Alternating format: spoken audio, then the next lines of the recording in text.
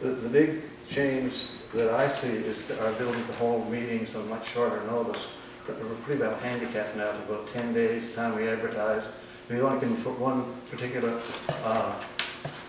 whatever, one item to discuss at that time, I think, as it stands. I think that's the way it is there, isn't it? You have to advertise what you're going to discuss. Yeah. And so that's all that you do. And that's all you deal with at that time. So. Yeah. Now with this new system, if it's approved, we have, several days, you call a meeting, and several days notice.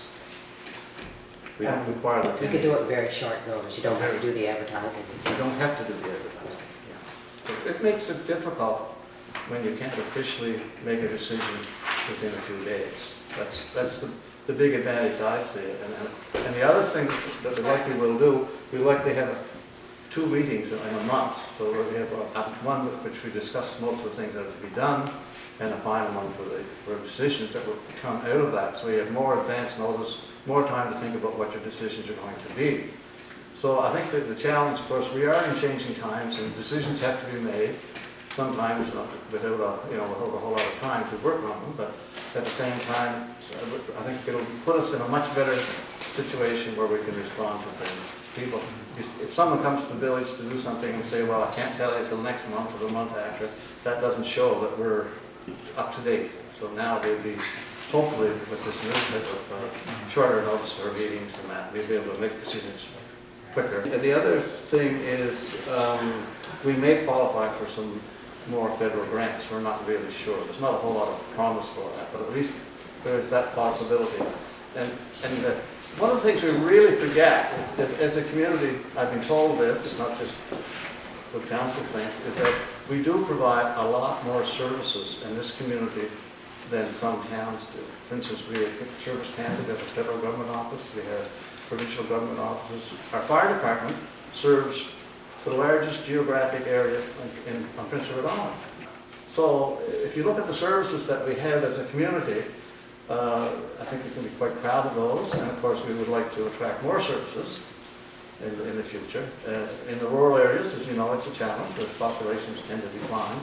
But I think this will certainly put us in a better situation to react to things, do things that require faster action and of course hopefully better results. It used to be that when you were a town, you had to look after your streets, maintenance of streets and snow removal. I remember a number of years ago, that was one of the main reasons that we didn't go to a town status, because we would end up with a lot of extra expense and responsibility. We don't have that in the new status requirements. You don't have to have it. And you don't do that, period. It stays the way it already is. So Is their taxes going to go up? the taxes wouldn't go up. This year or ever?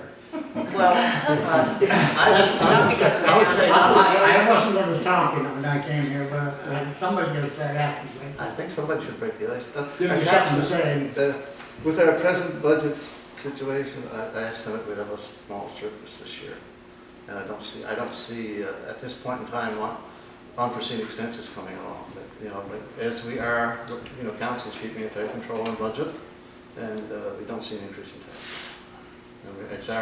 Well, definitely not an increase in taxes because of the town status. Correct, yeah.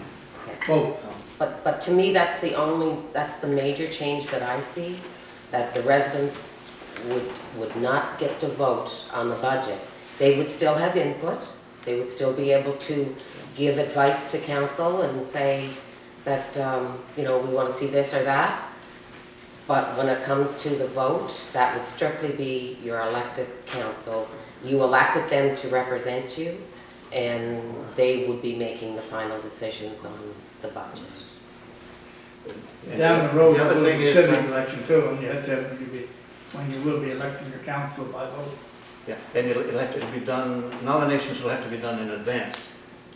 As a There town. will be a different process for an election. Yeah. So you know who you're going to be voting for, who's, if there are more than one or more persons or whatever, then you would vote.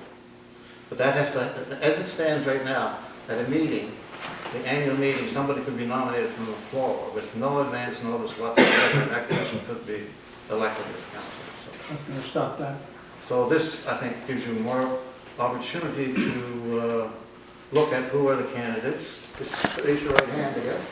Hold them up. She All did that. Wave your flag. Looks like you got 100% vote for. I'm happy to declare. Yes, we have a meeting Thursday night, so we can make the official motion Thursday night.